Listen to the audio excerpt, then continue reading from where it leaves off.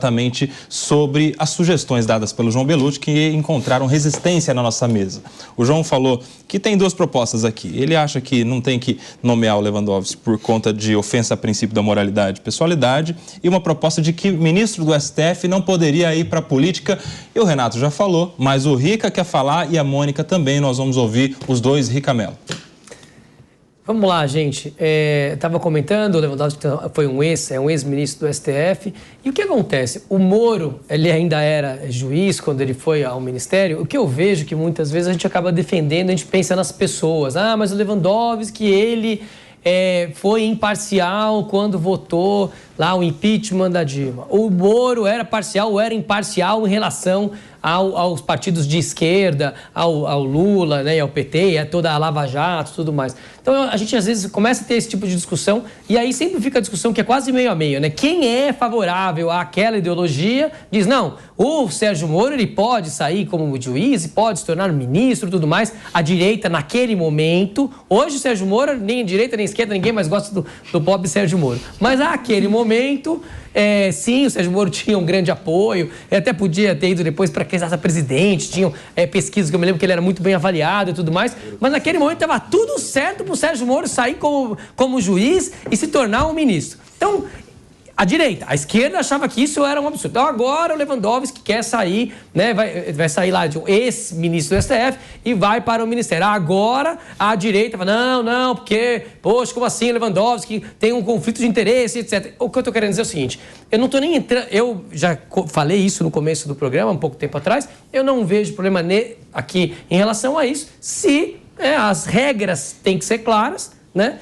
Ele deveria manter o que o Ministério já está fazendo, está tudo bem. Não tem nenhuma lei que diz não pode, isso é imoral, não é ético e tudo mais. Se existir uma lei, então que se cumpra a lei, né? Existe uma lei, na verdade, que os parentes, né, até o segundo grau, tudo mais, dos políticos não podem ir para chefiar ou estar no primeiro escalão de empresas públicas, né, de empresas públicas. E a gente vê o tempo todo o governo já fez isso diversas vezes, até de alguns políticos, de nomear pessoas que são mais próximas para dirigirem a empresa. Acho que isso aqui é um problema muito mais sério, por exemplo, do que essa questão dos ex-ministros, por exemplo, do STF. Fico pensando, o que o Lewandowski então poderia fazer? Ele não pode, então, fazer parte do governo? Ele não tem agora nenhum processo, ele não está julgando ninguém nesse momento. Então eu não vejo problema dele sair como ex-ministro do STF e ir para o Ministério. Acho que o ponto eu só gostaria que tivesse uma regra muito clara, dizendo se pode ou se não pode. E se não puder, que não faça mais, nem ele nem ninguém. E se puder, não tem problema nenhum, deixa o barco avançar. Fala, Mônica, que você está pedindo, quando o Belutti estava falando, pediu quando o Renato falou e agora pediu. Fale à vontade, Mônica Rosenberg. Eu tô me sentindo PP hoje. Ninguém deixa você falar, Mônica? Não é isso, é que eu tô discordando de todo mundo. Mas eu vou concordar com o Rica. É exatamente governança, regras transparentes e claras, que todo mundo saiba o que pode e o que não pode, e que se cumpra o que pode e o que não pode. Vou discordar do Belutti no sentido que, quando ele diz saiu do Supremo, não poderia ir para a política, eu acho muito pior ele sair do Supremo e ir para o privado, ir exercer uma advocacia, ter uma banca, onde a influência que ele tem como ex-ministro do Supremo vai trazer benefícios que outros advogados não têm. Então, na minha opinião, nas regras de governança que vamos escrever, Rica, o que não poderia justamente é sair do Supremo e tem que ter uma quarentena aí antes dele voltar a exercer a advocacia. Sair do governo para o governo, do Poder Judiciário para o Poder Executivo, não vejo tanto problema. E vou discordar do meu querido Renato quando ele faz o paralelo com o Moro, porque a diferença o Supremo já é um tribunal político. Então, você sai de um tribunal político, vai para um cargo político de ministro, fica tudo ali muito parecido em termos de atuação. O Sérgio Moro, ele era ele era juiz de primeira instância de um caso muito importante no judiciário, numa esfera jurídica, onde ele tinha uma atuação jurídica, tocando um processo com todas as ressalvas que quiserem fazer, quem acha que ele errou, quem acha que ele condenou sem provas, quem acha, como eu, que ele tinha uma atuação muito boa, muito importante, que poderia ter mudado o Brasil. E aí ele saiu daquela esfera onde ele estava atuando juridicamente, no judiciário mesmo, e entrou para uma esfera política. E ele fez essa migração porque ele tinha uma causa. Ele foi ali acreditando que ele ia poder combater melhor a corrupção no Ministério da Justiça do que tocando a Lava Jato, né? Atuando na Lava Jato. Então, de novo, a não personalização muito importante. Ele fez isso porque era a causa que ele acreditava e achou enganadamente. E aí foi o grande erro dele, porque na esfera onde ele estava, né, na arena do jurídico, ele ia muito bem. Não perfeito, vamos fazer todas as ressalvas, mas ele atuava bem, ele estava fazendo uma coisa importante para o Brasil. E aí ele entrou na arena política, onde ele foi muito mal desde o primeiro momento e até hoje, a ponto de que hoje estamos rindo quando falamos dele, a mesa inteira dá risada e fala, ninguém mais gosta do Sérgio Moro. É muito triste que a gente tenha chegado nesse ponto. Ô, Renato, eu já vou te ouvir, porque eu não acho que o Sérgio Moro fez bem pro Brasil enquanto juiz. Eu, do contrário. Eu sou advogado, eu gosto de processo penal, regras cumpridas, prerrogativa da advocacia. A gente já fala sobre isso. Antes, a réplica do João Bellucci. Não, o que eu colocaria é que, de fato, não há uma lei específica vedando, né, que o juiz vá do Supremo para o Ministério do Poder Executivo. De todo modo, na minha visão, como eu disse, fere os princípios da impessoalidade e da moralidade. Esses princípios são usados fartamente pelos ministros quando os convém em alguns julgamentos. E devemos lembrar também que o atual presidente Lula chegou a ser impedido via Supremo Tribunal Federal de assumir um ministério lá da Dilma, e quem deu a decisão na época foi o Gilmar Mendes. Então a gente vê que o tribunal ele está de fato ali no campo político atuando. E a suspeição do Moro, ela serve de precedente para a suspeição do Lewandowski, de igual modo em processos em que ele atuou a favor do Lula. Essa é a minha leitura. Agora sim, Renato, quero te ouvir sobre isso. A Mônica falou que o Sérgio Moro fez bem para o Brasil, enquanto juiz. Não, poderia ter feito. Ele podia ter mudado o Brasil.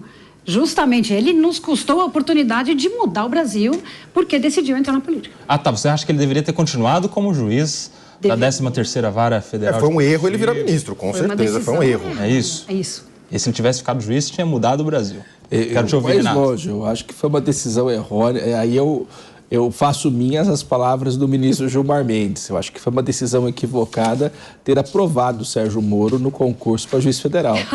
Essa é a minha pergunta, a minha certeza. Você chutou o balde também. Ter aprovado.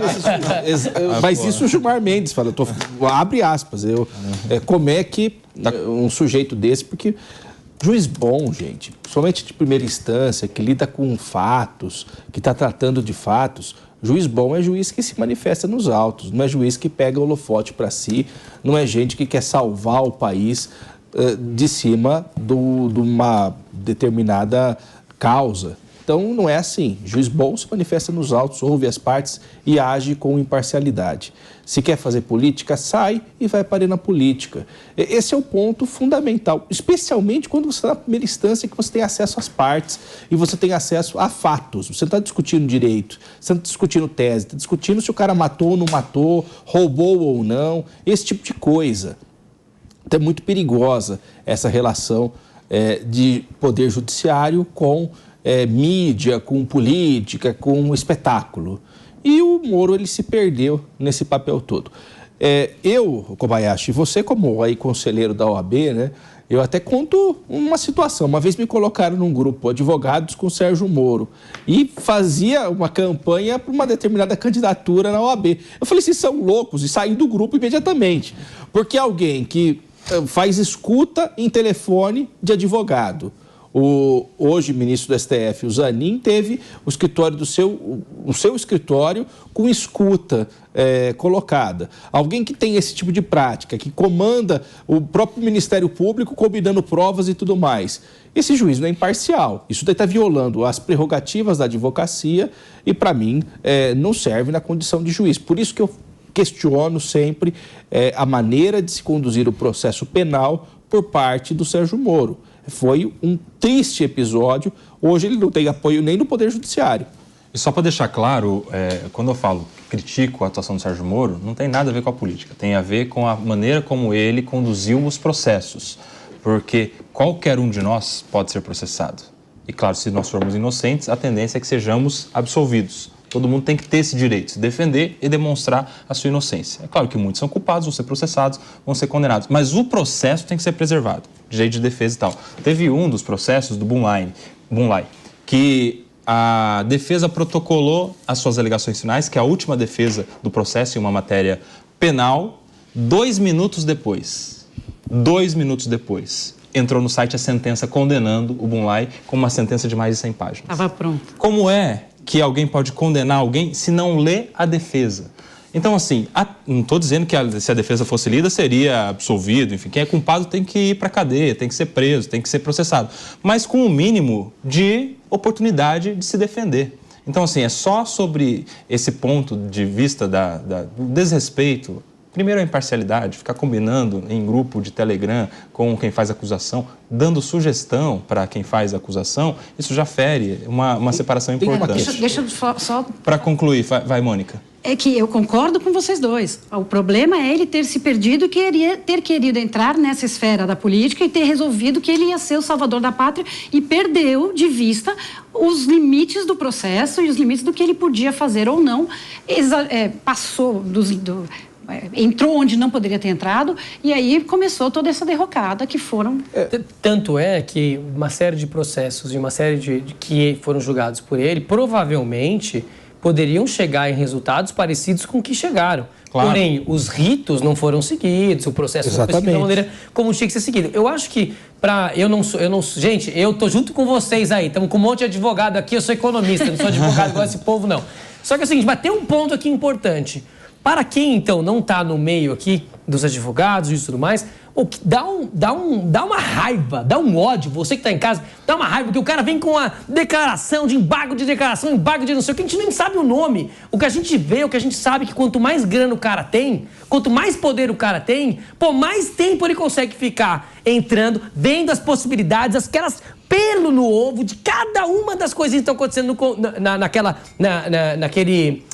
no tema que ele está sendo julgado ali, e o cara, mesmo a gente sabendo que ele é culpado, mesmo tendo 1 milhão de provas que a pessoa é culpada, a defesa, porque é uma boa defesa, e porque a lei brasileira é uma lei, parece, eu não sei, vocês sabem melhor que eu sou economista, parece que ela é escrita exatamente para o cara que tem muito conhecimento, muita inteligência e muita grana, não ser condenado por coisas que te faz errado. Então, isso dá uma raiva, dá um ódio no povo. Então, quando a gente vê alguém que vai lá e quebra os ritos... Gente, eu não estou sendo a favor do que aconteceu com o que o Moro fez. De fato, a gente está discutindo aqui, ele quebrou uma série de protocolos, série de ritos. Ele fez o que tinha na cabeça dele. Eu tenho que fazer o que eu tenho que fazer, porque eu acredito que esses caras, de fato, são culpados e eu vou, então, condenar eles. Então, evidentemente, isso não podia acontecer. É uma pena, porque tiveram milhares de horas, de páginas, de coisas, de gente falando, de advogado de defesa e o Ministério Público, todo mundo, e no final das contas, deu numa grande pizza. Agora, a função do juiz é não deixar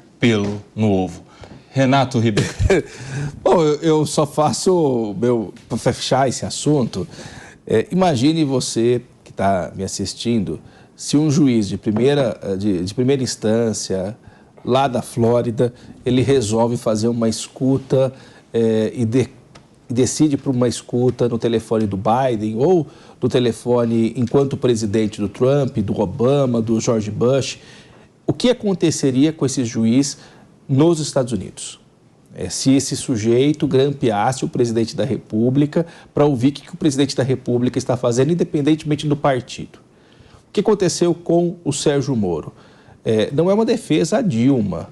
Poderia ser o Bolsonaro, o Lula, o Temer, qualquer outro presidente.